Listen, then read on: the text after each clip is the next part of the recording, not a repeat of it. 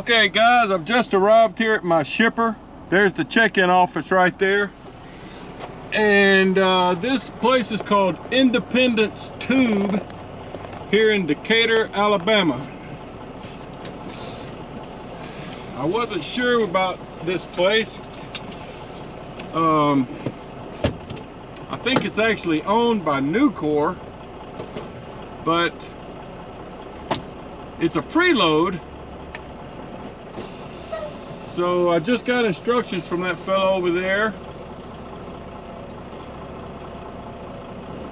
I'm supposed to go up here to this tan colored building with the big American flag on it, and the trailer I'm picking up is supposed to be sitting in door 22.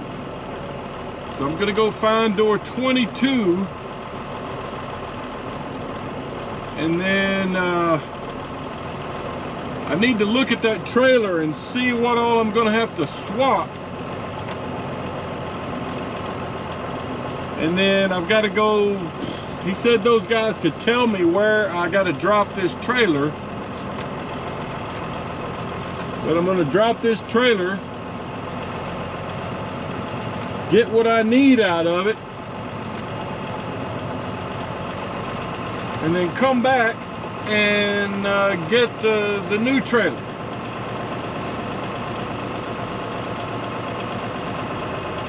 So that's how it's supposed to work. I see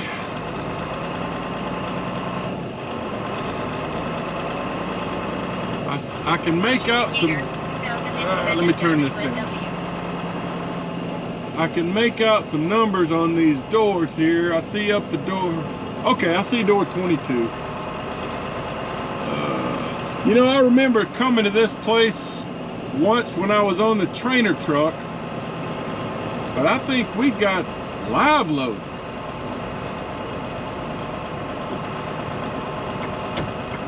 Anyway, he said I could pull off to the side up here, go in and talk to the guys running door 22,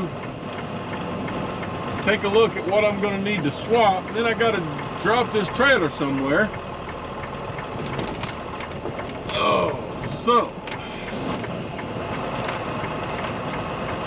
it'd be nice if I could just drop it out here like beside this one here.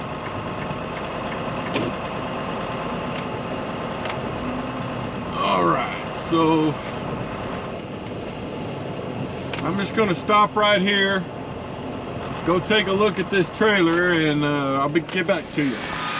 Okay guys, let me update you on what we're doing. I backed into this door, and first I pulled my old trailer right up here and dropped out the stuff I'm gonna need to put on this new trailer. Then I dropped my old trailer over there. That's not it, the yard guys already picked it up, but I dropped it over there, then backed into here, got up under this trailer, and I've got it secured. I'm gonna show it to you. I got the twist in this strap, but that's the one they threw over. I got 1, 2, 3, 4, 5, 6, 7, 8, 9 straps on here. So on something like this, you want to make sure you put enough straps to cover the weight, of course. So 9 straps, I've got enough to cover 72,000 pounds. This load weighed, I think, 47,000. But you also want to have 2 straps in the first 10 feet, and then every 8 foot in between. Same in the back. 2 in the first 10 feet. So just a bunch of straps. It does have to be tarped. They said if I tarp in here, you know, I got to put this net up on the trailer in case you fall, you land in the net. Or you could pull all the way out of their property and tarp off property, and you're on your own. But I'll probably just do it in here. But I want to show you, I'm going to double drape a canvas tarp over each end because these edges are super sharp. You can see by my arm already. So I'll cover this with a canvas tarp, all the edges that are exposed, front and back. Hopefully be able to do that with just 2 canvas tarps. And then I'll probably be able to cover it with one 4-foot tarp. And then I'll have to use one lumber tarp, unfortunately, just because of the length. So, all right, let me get busy tarping. All right, folks, I'm ready to depart this place. I've already got my shipping documents and sent them in. The system sent me a message though that the computer thinks this trailer is in Birmingham. So I sent back a message, well, the computer is wrong. Oh man. So this load delivers in Houston, Texas. GPS says that is about almost 13 hours from here. So I've got to stop up here at the guard shack on the way out. I don't think I have to get out and do anything. I just have to kind of say adios. And of course the ABS light is on this trailer. I was hoping it might go out after I let it air up a few minutes, but it has not. Anyway, let's go to Houston. All right, folks, a little update from the road for you. We're going through Birmingham, Alabama right now. You know, it was a couple of years ago that they had Birmingham, the freeways here through Birmingham, all messed up. I mean, right downtown, like I-20, maybe I-65 also. For sure I-20 was just totally closed. Because, I mean, they had the big stretch of the bridge totally gone. Detours everywhere. It was a mess. But now they did a good job. It's a piece of cake. But you know, I wanted to mention, you know, when I made that delivery this morning in Huntsville, I showed y'all that bag of goodies, food that somebody left on my steps. And I was able to ask that McElroy driver if he got one of those too, and he did. So, you know, what a nice gesture. Somebody, you know, I don't know what to think. Somebody was thinking about us anyway. Must be somebody that sees that there's trucks parked along there, because Chris, my unloader, said they get about 20 trucks in every week. So there's probably trucks parked outside, you know, camped out there overnight quite often, maybe every day almost. So maybe that person has just decided to do something nice and drop off some food for the truckers. I don't know. I don't know. I mean, the bag had a big bundle of grapes in there and a Monster energy drink, a caramel apple, a container of Pringles. Pretty good little sack. I appreciate it. Whoever did it. Anyway, whoo! That load back there at Decatur, I had to work on that load. And you know, I mentioned I was going to use one of my 4-foot tarps and one of my big lumber tarps. I ended up, you know, because I don't know if I showed you, but the product on that load was, you know, I didn't notice on the paperwork, but it sticks out about 1.5 feet over the front of my trailer and a little bit over the back. I mean, it's probably 50 feet of product. So I was thinking I'd be able to cover it with one 4-foot tarp and one lumber tarp. And I could have, but there was only about 6 inches of overlap on the tarps. And I thought, you know, if I run into a rainstorm, that's gonna leak water like crazy. So I ended up using both 4-foot tarps and a lumber tarp. And 2 canvas tarps, you know, covering up the edges. So a lot of tarps. I'd have been better off just using both lumber tarps. But man, it's just so much extra tarp. Oh, got a phone call. Let me get back to you. Okay, back at you real quick. So yeah, a lot of work on that load, getting it ready. You know, you have to get up on the load, get your tarps rolled around. Had to get the tarps up there myself too. I mean, they don't have any forklifts really around there doing anything. Not that I saw anyway.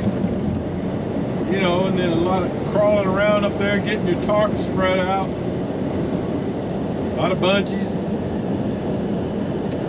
And I'm kind of surprised they didn't have us covering the product with a sheet of plastic, you know, because those loads are, you know, tube steel. It's like a lot of you guys have probably picked up loads at Atlas Tube, different places. There's one in Blytheville, Arkansas. There's one in Chicago that I can think of. And you know, you always have to cover that stuff with plastic and then tarp it. But they didn't have any plastic there. So anyway, you know, I didn't want to take a chance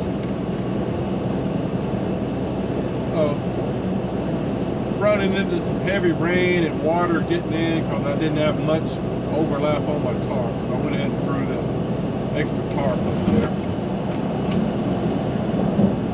Oh, mercy.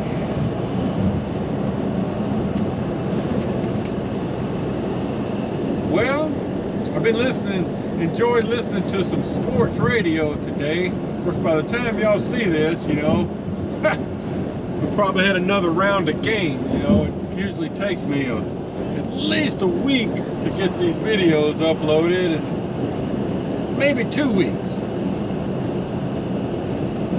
But being in Alabama today, I've been hearing a lot of talk about how Alabama, you know, just got lucky to beat Texas the other day with a last-minute field goal, 21-20. Oh. And then I was just listening to some talk about, you know, Texas A&M got beat by Appalachian State. So they're the ones with the problems right out of the gate this season. Got themselves in a hole. Oh, it's fun, college football season. Week to week, seeing what happens. It's a tough conference too. I've been traveling in a lot of the SEC the past couple of weeks. I mean, I've been in Arkansas, Louisiana, Mississippi, Alabama, Georgia, Tennessee. About covered it all. Texas, Oklahoma. You know, might as well throw them in there because they're going to be switching over to that conference here in a couple of years, I think. Be interesting. All right, I guess I better keep on driving. Okay, guys. Hey, just wanted to show you this load after it got tarped. I don't think I've done that. I just stopped here. It's a little after 6 p.m.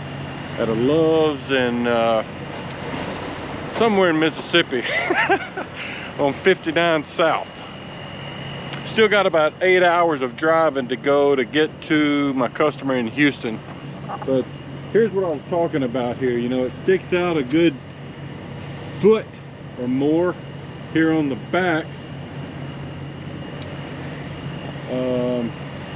Used a lot of bungees, and they ended up having to use both of my 4-foot drop tarps and one of my big tarps.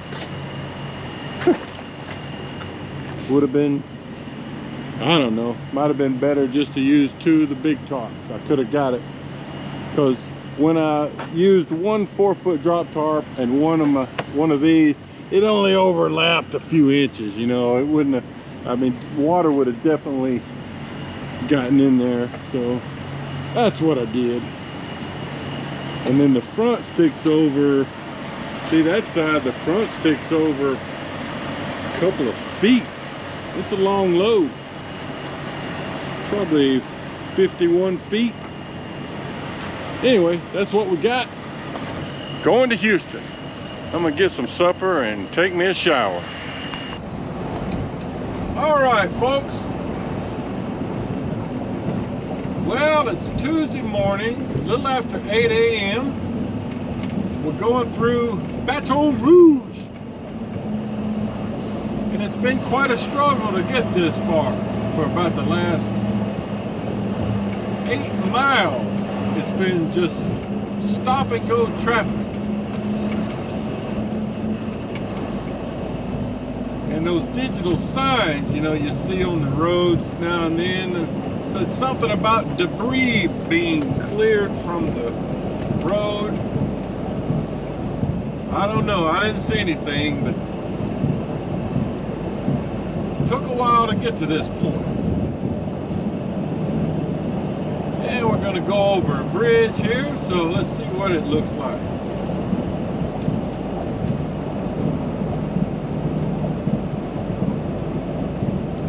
Still got about 4.5 hours of drive time to get to my customer in Houston. Left out this morning just a little bit after 4.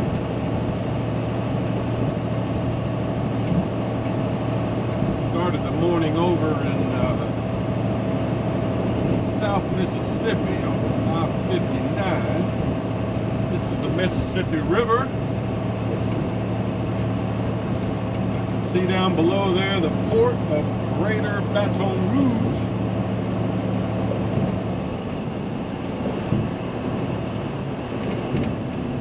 I'll probably have to stop and do a 30-minute break somewhere now that I got bogged down in that traffic back there, because I was cutting it pretty close to be able to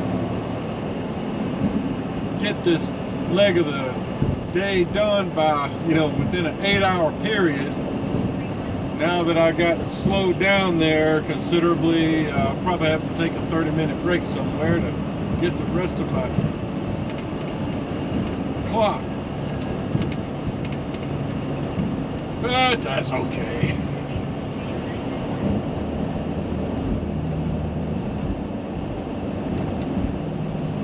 All right, at least we're west of the Mississippi now.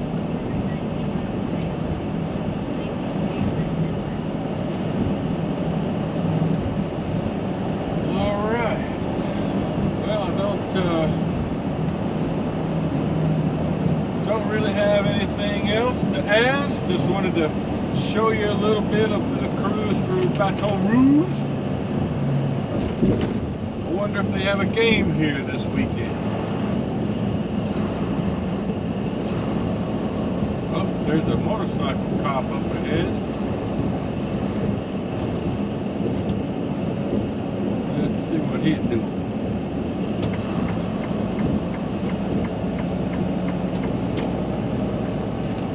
Somebody that stopped on the shore.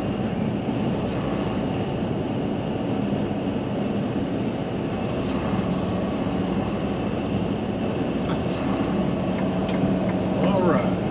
Okay, guys, more on down the road. All right, guys. We are passing through Lake Charles, Louisiana. I've been through here before if you've been watching my videos for a while.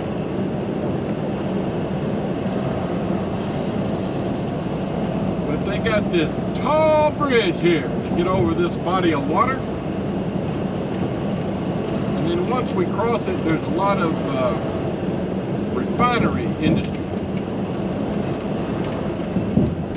I tell you, it doesn't look like it, my windshield that is, but I just stopped at a Love's about 10 miles back there, fueled up, did a 30-minute break, and cleaned my windshield, and it's already splattered with bugs. I don't know what kind of bugs it is that's going on around here, but there's plenty of them. They look kind of like fireflies, but maybe a little skinnier and longer. But they are out in force. So I still got about 2 hours and 20 minutes to get to my customer in Houston. I sent in an updated ETA back there when I stopped at the Love's. Lost a little time in all that traffic trying to get through Baton Rouge earlier, so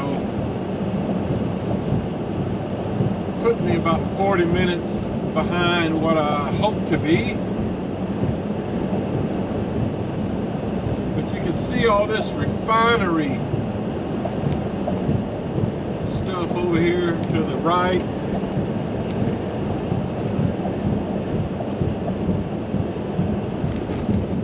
Lake Charles, Louisiana.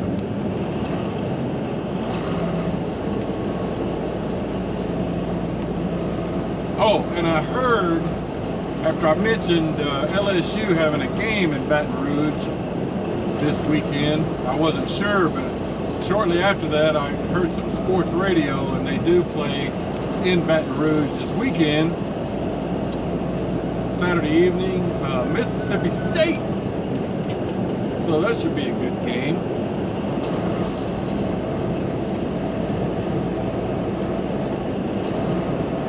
I think it starts at 5 p.m. Okay, well there was a little shot of an interesting bridge in Lake Charles, Louisiana.